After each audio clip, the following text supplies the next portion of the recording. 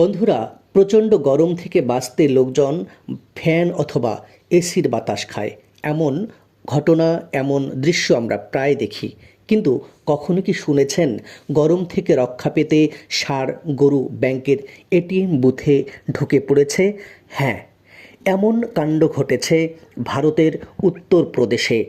উত্তরপ্রদেশের এটাওয়ায় গরমে হাঁসফাঁস করা এক ষাঁড় এক্সিস ব্যাংকের শীতাতপ নিয়ন্ত্রিত এটিএম বুথের ভিতরে ঢুকে পড়ে। মনের সুখে চিল করছিল। এমন মজার ভিডিও সম্প্রতি ভাইরাল হয়েছে যোগাযোগ মাধ্যমে। এই ষাঁড়ের ঠান্ডা উপভোগের দৃশ্য যেমন মজাদার, তেমনি হাসির খোরাক জুগিয়েছে আরও একটি বিষয়।